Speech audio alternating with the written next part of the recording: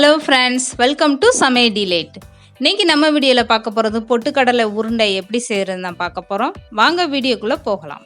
First பொட்டுக்கடலை உருண்டை செய்கிறதுக்கு 1 கப் அளவுக்கு பொட்டுக்கடலை எடுத்துக்கோங்க. நான் எடுத்துருக்கிறது முழு கடலையாக இருந்து எடுத்திருக்கேன். நீங்கள் உடச்ச கடலையாக இருந்தால் எடுத்துக்கோங்க. இதை ஒரு பாத்திரத்தில் மாற்றிட்டு லேசாக வறுத்து கொடுங்க. ஸ்டவ்வை மீடியமாக வச்சுட்டு கையில் எடுத்து பார்க்கும்போது இந்த அளவுக்கு மொறுமொறுன்னு இருக்கணும். உடையுது பாருங்கள். இப்போ இதை ஒரு பிளேட்டில் மாற்றிடலாம். ரொம்ப நேரம் வறுக்கக்கூடாது.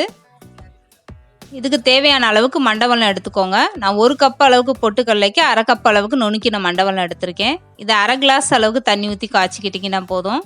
நம்மளுக்கு திக்கான பாகா தான் வேணும், அதனால அதிகம் தண்ணி தேவையில்லை.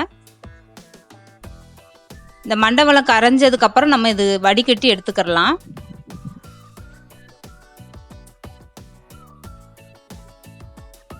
ஓரளவுக்கு மண்டவெல்லம் கரைஞ்சிருச்சு. இதை நான் வடிகட்டி எடுத்துக்கிறேன். இதுக்கப்புறம் நம்ம பாகு பதத்துக்கு காய்ச்சி எடுத்துக்கிடுவோம்.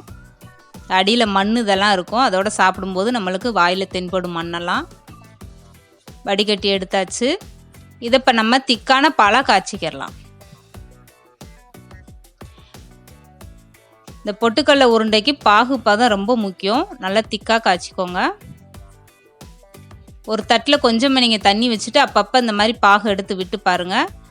நம்ம விட்டுட்டு கையில் எடுக்கும்போது திக்காக கையில் உருண்டை மாதிரி வரணும். எடுத்து காட்டுறேன் பாருங்கள்.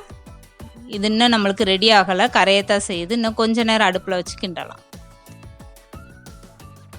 இப்போ திரும்பவும் நான் விட்டு பார்க்குறேன். பாகு நல்லா திக்காயிடுச்சு. இந்த கையில் நீங்கள் எடுக்கும்போது இந்த அளவுக்கு உருண்டு வரணும். இதுதான் கரெக்டான பதம். பாகு இப்போ நம்மளுக்கு நல்லாவே ரெடி ஆயிடுச்சு பாருங்கள். கையில் உருட்டுற அளவுக்கு வந்துருச்சு. அப்பப்போ நீங்கள் இந்த மாதிரி தண்ணியில் விட்டு பாருங்கள், ஃபஸ்ட் டைம் செய்கிறதா இருந்தால். இதுக்கப்புறம் கொஞ்சமாக நீங்கள் ஏலக்காய் பொடி சேர்த்துக்கோங்க வாசனைக்காக. இப்போ நம்ம வறுத்து வச்சுருக்க அந்த பொட்டுக்கடலை அதில் சேர்த்துட்டு ஸ்டவ்வை குறைச்சி வச்சே கிண்டி விடுங்க.